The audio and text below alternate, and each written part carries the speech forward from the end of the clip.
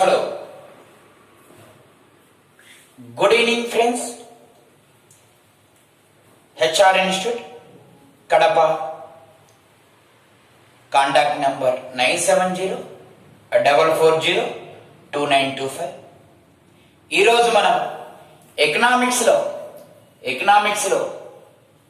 ఈ యొక్క మరొక చాప్టర్ చూడబోతున్నాం. ఈ యొక్క ఎకనామిక్స్లో అత్యంత ముఖ్యమైన చాప్టర్ ద్రవ్య విధానం. ఈ ద్రవ్య విధానం గురించి ఈరోజు మనం చూడడానికి పోతున్నాం. ఈ యొక్క చూసుకోవడానికి రెడీగా ఉన్నాం. దీన్నే మనం ఇంగ్లీష్ లో మానిటరీ పాలసీ అంటాం, లేదా క్రెడిట్ పాలసీ అంటాం. ద్రవ్య విధానాన్ని ఏమంటాము ఇంగ్లీష్ లో అంటే ఈ మానిటరీ పాలసీ అని, అదే విధంగా క్రెడిట్ పాలసీ అని. సో మానిటరీ పాలసీ అని ఈ యొక్క మానిటరీ పాలసీ అని, అదే విధంగా లేదా క్రెడిట్ పాలసీ అని చెప్పేసి మాట్లాడుకోవడం జరుగుతుంది. క్రెడిట్ పాలసీ అన్నా, మానిటరీ పాలసీ అన్నా, లేదా ద్రవ్య విధానం అన్నా ఒకటే అని చెప్పేసి మీ అందరికి తెలియజేస్తున్నాను. ఓకే, జాగ్రత్తగా మనం దాన్ని అబ్జర్వ్ చేస్తే ఈ ద్రవ్య విధానము అనే దాన్ని మన భారతదేశంలో కేంద్ర బ్యాంక్ అయిన ఆర్బిఐ అనేది చేపడుతుంది. ఎవరు చేపడతారు ఫ్రెండ్స్? ఈ ద్రవ్య విధానాన్ని లేదా మానిటరీ పాలసీని ఎవరు చేపడతారని డైరెక్ట్ ఎగ్జామ్ పాయింట్ ఆఫ్ అడుగుతాడు. ఆర్బిఐ మన భారతదేశం యొక్క కేంద్ర బ్యాంక్ అయిన ఆర్బిఐ అనేది మనకి ద్రవ్య విధానాన్ని చేపడుతుంది. భారతదేశంలో రెండు విధానాలు ఉన్నాయి. ఒకటి వచ్చేసి మానిటరీ పాలసీ, ఇంకొకటి వచ్చేసి ఫిజల్ పాలసీ. ఫిజల్ పాలసీ అంటే కోశ విధానాన్ని ఏమో కేంద్ర ప్రభుత్వం అంటే ప్రభుత్వం చేపడుతుంది. ద్రవ్య విధానాన్ని ఏమో కేంద్ర బ్యాంకు అంటే ఆర్బిఐ చేపడుతుంది. ఎగ్జామ్ ఓరియంట్ లో అడిగే క్వశ్చన్ జాగ్రత్తగా అబ్జర్వ్ చేయాలి. భారతదేశంలో రెండు విధానాలు, ఒకటి వచ్చేసి ద్రవ్య విధానం, మరొకటి వచ్చేసి కోశ విధానం. సో ద్రవ్య విధానాన్ని చేపట్టేది ఎవరయ్యా అంటే ఆర్బిఐ, కోశ విధానాన్ని చేపట్టేది ఎవరయ్యా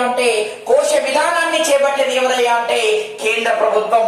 కోశ విధానం లేదా ఫిజల్ పాలసీని చేపట్టేది ఎవరయ్యా అంటే సెంట్రల్ గవర్నమెంట్. అదే మానిటరీ పాలసీని చేపట్టేది ఆర్బిఐ. ఎగ్జామినర్ అడిగే క్వశ్చన్ మనకి ఎగ్జామ్ పాయింట్ ఆఫ్ లో మీరు గమనించగలగాలి. ద్రవ్య విధానాన్ని భారతదేశంలో చేపట్టేది ఎవరయ్యా అంటే ఆర్బిఐ.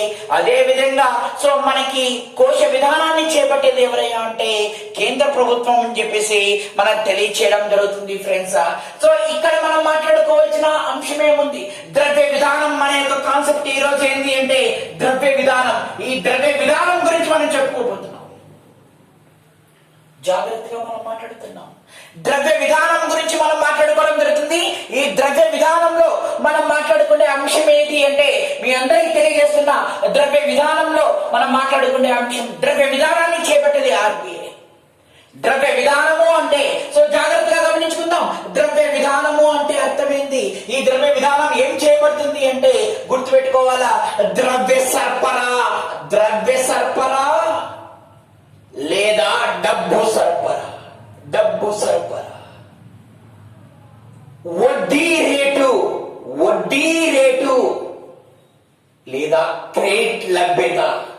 క్రెడిట్ లభ్యత, ఈ మూడిటిని ఆర్బిఐ అనేది ద్రవ్య విధానాన్ని ద్వారా నియంత్రించే దానినే మనం ఏమంటామయ్యా అంటే ఆర్బిఐ అనేది ద్రవ్య సరఫరా లేదా డబ్బు సరఫరా, వడ్డీ రేటు లేదా క్రెడిట్ లభ్యతని నియంత్రించడానికి అవలంబించే ఒక పద్ధతినే మనం ఏమంటాము అంటే మానిటరీ పాలసీ అంటాం.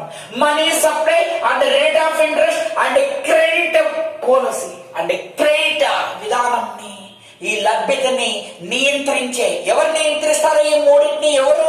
భారతదేశంలో ఈ ద్రవ్య సరఫరా అయినా లేదా వడ్డీ రేటునైనా క్రెడిట్ లభ్యతనైనా నియంత్రించే ఒక విధానాన్ని, ఆ నియంత్రించడానికి ఫాలో అయ్యే ఒక విధానాన్ని మనం ఏమంటామంటే ద్రవ్య విధానము అంటాం. ద్రవ్య విధానంలో చేపట్టేటి ఏమేమి అంశాలు ఉంటాయంటే ఈ ద్రవ్య సరఫరా, వడ్డీ రేటు, క్రెడిట్ లభ్యత, ఈ మూడు ఇంక్లూడ్ అయి ఉంటాయి. ఈ మూడింటిని చేయబడుతుంది. సో అంటే ద్రవ్య విధానం చేపట్టేటప్పుడు ద్రవ్య విధానం చేపట్టడానికి ఈ ద్రవ్య విధానము అంటే ఏందో చెప్తున్నా. ద్రవ్య సరఫరా గాని వడ్డీ రేటుని విధంగానే నియంత్రించే ఒక పద్ధతినే మానిటరీ పాలసీ అంటాం. ఆ విధానాన్ని చేపట్టేది ఆర్బిఐ అని చెప్పేసి మనం మాట్లాడుకోవడం జరుగుతుంది. దీని ద్వారా ఈ మానిటరీ పాలసీ ఈ యొక్క చేపట్టడం వలన మనకు ఉపయోగం ఏంటి అంటే, ఈ ద్రవ్య విధానం చేపట్టడం వలన ద్రవ్యోల్బణాన్ని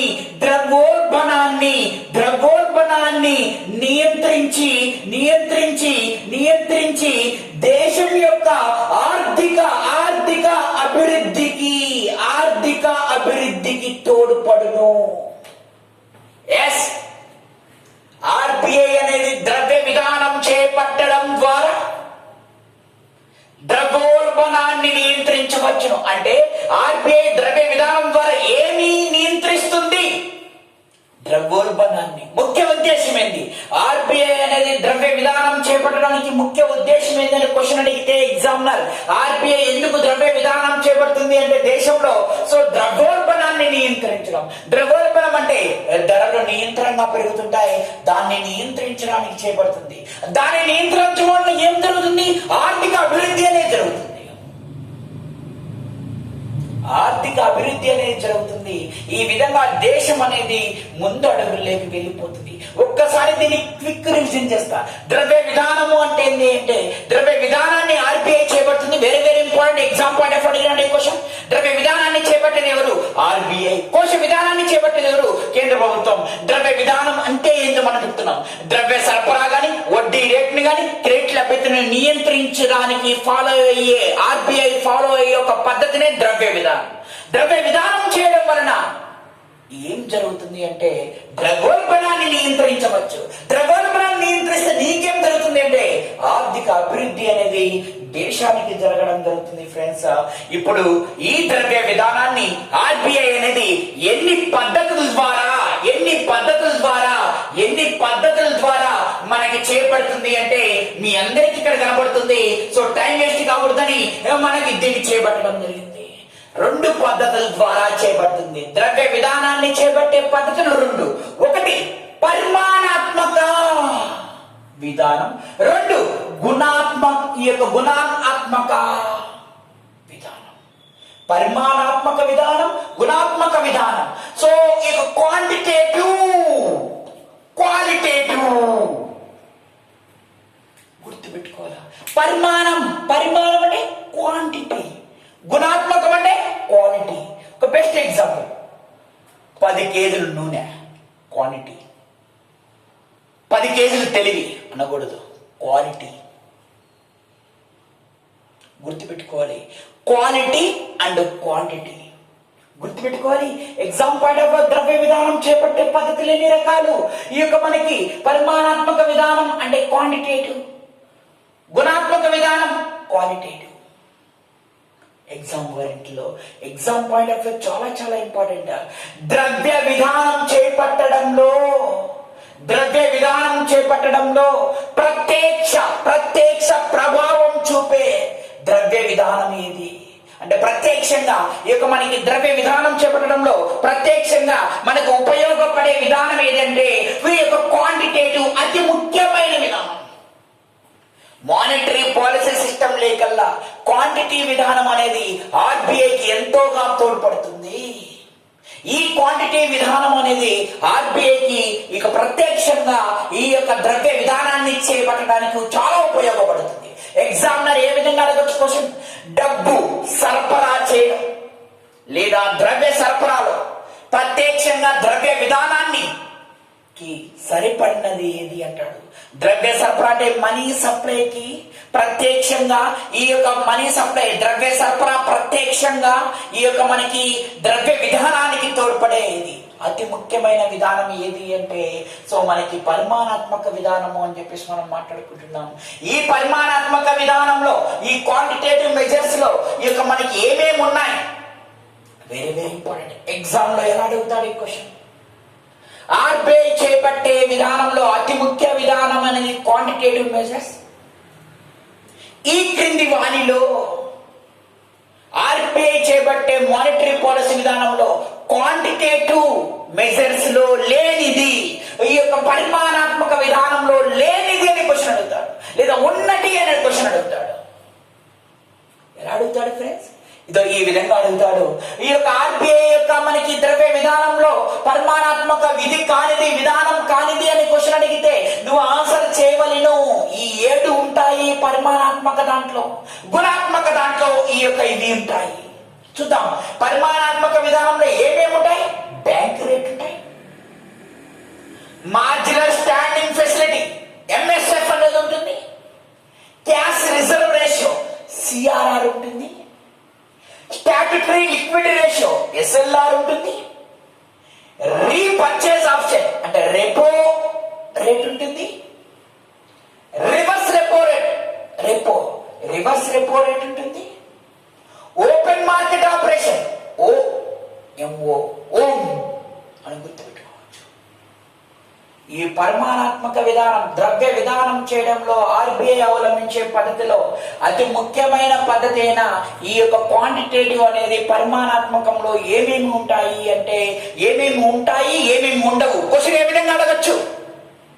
ఈ క్రింది వానిలో ఆర్బీఐ ద్రవ్య విధానంలో అనుసరించే క్వాంటిటేటివ్ మెజర్స్ పరిమాణాత్మకంలో లేనిది అంటాడు, లేదా ఉన్నవి అంటాడు. లేనివి ఉన్నవి అని అడిగినప్పుడు లేనిటి ఏందో ఉన్నటి ఏంటో చూసుకుంటే జాగ్రత్తగా మీరు అబ్జర్వ్ చేయొచ్చు. 7 ఉన్నాయి. బ్యాంక్ రేటు, ఈ యొక్క marginal standing facility, cash reserve ratio, statutory liquidity ratio, reverse purchase option rate, so అంటే రెపో రేటు, ఈ యొక్క రివర్స్ రెపో రేట్ RR మనకి సంబంధించినది, ఓపెన్ మార్కెట్ ఆపరేషన్ OMO. దీని గురించి ఒక్కొక్క దాని గురించి మనం చెప్పుకుంటూ రావాలి. అదేంటో నేను చెప్తాను. ఫస్ట్ మీరు దీన్ని అబ్జర్వ్ చేయాలి. గుణాత్మక విధానం. ఈ గుణాత్మక విధానం అనేది అతి ముఖ్యమైనది కాదు, కానీ టెంపరీగా పనిచేస్తుంది అంతే.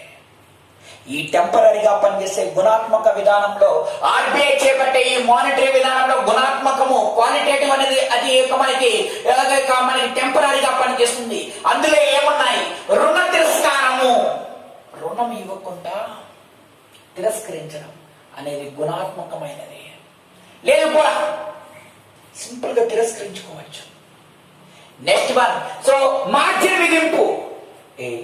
నా డబ్బులు నువ్వు డబ్బులు తీసుకోవాలంటే 10 రూపాయలు వడ్డీ ఇవ్వాలి, ఇంత 100 రూపాయలు వడ్డీ ఇవ్వాలి, 200 ఇవ్వాలి, ఇంత మార్జిన్ విధింపు, అది కూడా గుణాత్మక.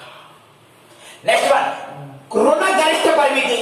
నేను ఇంతే ఇస్తా, 10,000 ఇస్తా, 5,000 ఇస్తా, రుణ గరిష్ట పరిమితి. విచక్షణాత్మక వడ్డీ రేటు చాలా చాలా ఇంపార్టెంట్, గుర్తుపెట్టుకోవాలి. దీంట్లో కలిపేస్తా ఉంటాడు. బ్యాంక్ రేటు మనం అంటున్నాం కదా, విచక్షణాత్మక.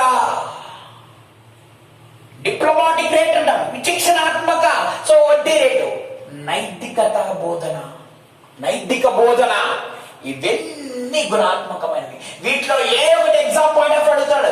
ఈ క్రింది వాణిలో గుణాత్మకమైన విధానంలో కానిది, ద్రవ్య విధానంలో గుణాత్మక విధానం కానిది అని క్వశ్చన్ అడిగినప్పుడు నువ్వు ఆన్సర్ చేయాలి. రుణ తిరస్కారం అనేది గుణాత్మకమైనది, మార్జిన్ విధింపు అనేది మనకి గుణాత్మకమైనది, రుణ గరిష్ట పరిమితి అనేది మనకి ఈ యొక్క గుణాత్మకమైనది, విచక్షణాత్మక వడ్డీ రేటు అనేది గుణాత్మకమైనది, నైతికత బోధన అనేది కూడా గుణాత్మకమైనదే. పరిమాణాత్మకమైనది ఏంటంటే మీ అందరికి చెప్పిన. ఇప్పుడు మనం వీటిని ఇలాగే ఉండిస్తూ దీంతో పాటు ఒక లింక్ చేసుకుందాం జాగ్రత్తగా. ఆర్బీఐ ఇందులో ఈ యొక్క మనకి ఈ యొక్క క్వాంటిటేటివ్ అంటే నైపుణ్యం గుణాత్మక గురించి మనకు అనవసరం. ఇక్కడ మనం ఈ యొక్క మనకి మాట్లాడుకోవాల్సిన పరిమాణాత్మక గురించి మాట్లాడుకోవాలా. ఇక్కడ నుంచి 3 or 4 క్వశ్చన్స్, మొత్తం ఈ చాప్టర్ 5 క్వశ్చన్స్ వెయిటేజ్ ఉంటుంది. మీరు జాగ్రత్తగా అబ్జర్వ్ చేస్తే సరిపోతుంది ఫ్రెండ్స్. 1 by 1 అని మీరు జాగ్రత్తగా వినాలి. ఇప్పుడు ఆర్బీఐ ఈ యొక్క మనకి క్వాంటిటేటివ్ మెజర్స్ లో ఈ ఆర్బీఐ అనేది ఏం చేస్తుంది? ఆర్బీఐ అనేది ఈ క్వాంటిటేటివ్ మెజర్స్ లో ఏం చేస్తుంది? ఈ క్వాంటిటేటివ్ మెజర్స్ ద్వారా ఏం చేస్తుంది అంటే గుర్తుపెట్టుకోవాలి. సో ఆర్బీఐ అనేది బిఆర్ ని, ఎంఎస్ఎఫ్ ని మరియు రెపో రేట్ ని రివర్స్ రెపో రేట్ ని, రివర్స్ యొక్క రెపో రేట్ ని RR అంటాం, RRR అంటాం. రివర్స్ రెపో రేట్ ని ఏమని పరిగణించింది అంటే ఇవి పాలసీ రేట్స్ అంటారు. ఎగ్జామినర్ ఎలా క్వశ్చన్ అడగచ్చు? ద్రవ్య విధానంలో పాలసీ రేటుగా మనకి ఉపయోగపడుతున్నవి ఏమేంటి? 4 ఉన్నాయి. ద్రవ్య విధానంలో పాలసీ రేట్ అంటే ఏంటి సార్? పాలసీ రేట్ అంటే అర్థమైంది, రుణ రేటుని, ఇంత రుణం తీసుకున్నా 10,000, ఇదో వడ్డీ ఇంత. రుణ రేటుని, ఇంత రుణం పైన ఇంత రేటు అని చెప్పేదాన్ని పాలసీ రేట్స్ అంటాం. ఎన్ని రకాల పాలసీస్ రేట్లు ఉన్నాయంటే బ్యాంక్ రేటు, ఈ యొక్క marginal standing facility, repo rate, reverse repo rate, ఇవన్నీ పాలసీ రేట్స్ కిందకి వచ్చింది. ఎగ్జామినర్ అడిగేటప్పుడు నువ్వు ఎగ్జామ్ పాయింట్ ఆఫ్ లో నువ్వు చేయవలసిన క్వశ్చన్ ఏంటి? ఈ క్రింది వానిలో పాలసీ రేటుకి సంబంధించినది కానిది అంటాడు. కానిది అన్నప్పుడు అయినట్టు నేర్చుకుంటే కానిది ఆన్సర్ చెప్తారు. ఈ క్రింది వాళ్ళు ఏదే అంశాలు అనేవి పాలసీ రేట్స్ కిందకి వస్తాయి అంటాడు. గుర్తుపెట్టుకోవాలి ఇవి. అయితే ఇందులో ఎస్ఎల్ఆర్ మరియు సిఆర్ఆర్, అనేటి మనకి ఏ దానికి సంబంధించినటువంటి అంటే ఈ యొక్క మనకి రిజర్వ్, రేట్ రేషియోస్ అంటారు. నిలవ రేషియో, నిష్పత్తి అంటారు. ఎస్ఎల్ఆర్ మరియు సిఆర్ఆర్ అనేది మనకి ఏ దానికి సంబంధించినట్టు అంటే నిలవ నిష్పత్తులు అంటారు. వీటిని రిజర్వ్ రేషియో అంటారు. నిలవ నిష్పత్తులుగా చెప్తాం. ఈ క్రింది వాళ్ళలో నిలవ నిష్పత్తులు ఏంటి అంటే ఎస్ఎల్ఆర్, సిఆర్ఆర్ అంటే ఏందో నేను చెప్తాను ముందు. స్టాండింగ్, ఈ యొక్క మనకి స్టాట్యుటరీ లిక్విడిటీ రేషియో అంటే క్యాష్ రిజర్వ్ రేషియో, ఈ రెండింటిని మనం ఏమంటామంటే నిల్వ నిష్పత్తులుగా చెప్తాం. ఈ పైన 4 ఏం చెప్తామంటే పాలసీ రేట్స్ గా చెప్తాం. ఏ విధంగా చెప్తాం?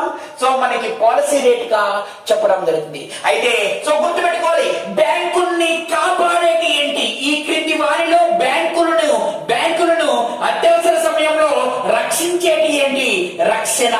బ్యాంకులకి రక్షణ ఇచ్చేటి ఏంటి అంటే ఎస్ఎల్ఆర్, సిఆర్ఆర్, దాంతో పాటు క్యాపిటల్ అడిక్వసీ రేషియో.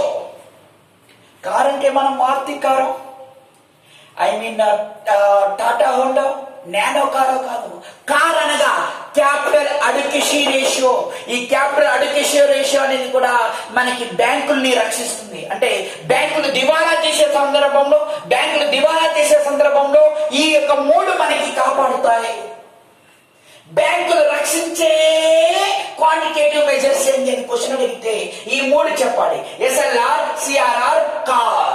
ఎస్ఎల్ఆర్ అనగా స్టాట్యుటరీ లిక్విడ్ రేషియో, సిఆర్ఆర్ అనగా క్యాష్ రిజర్వ్ రేషియో, కార్ అనగా క్యాపిటల్ అడిక్వసీ రేషియో. ఇది బ్యాంకింగ్ చాప్టర్ లో మనం చూస్తుంటాం. ఆ బ్యాంకింగ్ చాప్టర్ లో చూసే ముందు దాని గురించి కూడా మనం మాట్లాడుకోవడానికి ఆస్కారం ఉంటుంది. ఓకే ఫ్రెండ్స్, జాగ్రత్తగా మనం ఒక్కసారి ఏం చెప్పినామో చూడండి. సో ద్రవ్య విధానాన్ని చేపట్టేది ఆర్బిఐ, కోశ విధానాన్ని చేపట్టేది కేంద్ర ప్రభుత్వం. ద్రవ్య విధానం ద్వారా ఏం సాధించవచ్చు అంటే ద్రవ్య సరఫరా మరియు దాంతో పాటుకి వడ్డీ రేటుని, క్రెడిట్ లభ్యతని చేపట్టడానికి చేసే ఒక పద్ధతినే ద్రవ్య విధానం. ఈ ద్రవ్య విధానం చేపట్టడం వలన దేశంలో ద్రవ్యోల్బణాన్ని మనం నియంత్రించవచ్చును. అవునా? ఈ ద్రవ్య విధానం చేపట్టే పద్ధతులు 2 రకాలని చెప్పిన. ఒకటి వచ్చేసి quantitative measures, qualitative measures. Quantitative measures లో ఈ 7 చెప్పిన, క్వాలిటేటివ్ మెజర్స్ లో ఆ యొక్క మనకి 5 చెప్పడం జరిగింది. ఇక్కడ మీరు కన్ఫ్యూజ్ కావద్దు. కానిది అయినది అంటాడు. అతి ముఖ్యమైన విధానం ఏది అని క్వశ్చన్ అడిగితే క్వాంటిటేటివ్ మెజర్స్ అనేది చెప్పడం ద్రవ్య విధానంలో. అయితే ఆర్బిఐ అనేది కొన్ని వాటిని పాలసీ రేట్లుగా, కొన్ని వాటిని నిల్వ నిష్పత్తుల రేషియోగా, మరి కొన్ని వాటిని బ్యాంకులను రక్షించే వాటిగా పిలిచడం జరుగుతుంది. ఏవి మనకి పాలసీ రేట్స్, ఏవి రిజర్వ్ రేషియోస్, అదే విధంగా ఏవి బ్యాంకులను రక్షించే యొక్క మనకి సంబంధించినవి అని చెప్పడం జరిగింది. అంటే మీకు లిస్ట్ అవుట్ రాయడం జరిగింది. ఈ విధంగా మనం ముందుకు పోవడం జరుగుతూ ఉంటుంది. ఇప్పుడు జాగ్రత్తగా మనం మాట్లాడుకోవడానికి ముందుకున్నాం. సో మనకి ఇప్పుడు మనం మాట్లాడే అంశం ఏది అనేది జాగ్రత్తగా అబ్జర్వ్ చేయండి ఫ్రెండ్స్. 1 by 1 ఇది అర్థమైంటది అనమాట. ఎవరి కోర్సు విధానం చేపడతారంటే ఏమి ఆన్సర్ చేయాలి? ప్రభుత్వమా, ఆర్బిఐ? ఆర్బిఐ కాదు, ప్రభుత్వం చేపడుతుంది. ఎవరు ద్రవ్య విధానాన్ని చేపడతారంటే ఏం చెప్పాలి ఆన్సర్? సో ఆర్బిఐ చేపడుతుంది. ఆర్బిఐ ఎందుకు చేపడుతుంది అంటే సెంట్రల్ బ్యాంకు కాబట్టి ఇండియాలో మనకి యొక్క ఆర్బిఐ చేపడుతుంది. ఇప్పుడు నేను మాట్లాడే అంశం, నేను మాట్లాడే అంశం ఏముంది అంటే గుర్తుపెట్టుకోవాలి. బ్యాంకు రేటు, బిఆర్, ఎంఎస్ఎఫ్ రేట్లు ఎప్పటికీ ఈక్వల్ గా ఉంటాయి. బ్యాంక్ రేటు మరియు ఎంఎస్ఎఫ్ రేట్ అనేది ఎప్పటికీ ఈక్వల్ గా ఉంటాయి.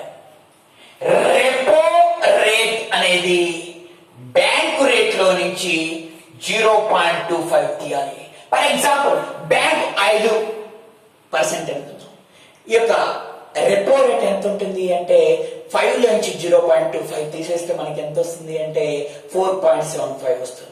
ఇట్లా గుర్తుపెట్టుకోవాలి. ఈ విధంగా ఉండడం జరుగుతుంది.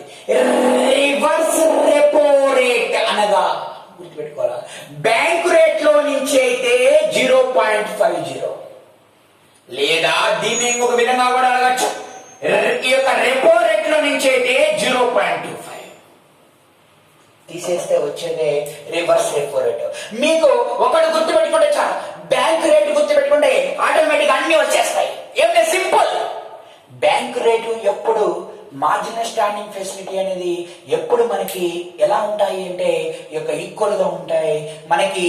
సో రిజర్వ్ ఈ యొక్క మనకి రెపో రేటు అనేది బ్యాంకు రేట్ లో నుంచి 0.25 తీసేస్తే మనకి రెపో రేట్ వస్తుంది. అదే విధంగా రివర్స్ రెపో రేట్ రావాలంటే బ్యాంకు రేట్ లో నుంచి 0.50 అయినా తీసేయి, లేదు అంటే ఈ యొక్క రెపో రేట్ లో నుంచి ఈ యొక్క 0.25 అయినా తీసేసాయి, వచ్చేదే రివర్స్ రెపో రేట్ అని చెప్పేసి మనం మాట్లాడుకోవచ్చు. ఈ విధంగా మనం చేపడతాం. సార్ వీటిని ఈ విధంగా ఈ రేట్లని ఎవరు చేపడతారు?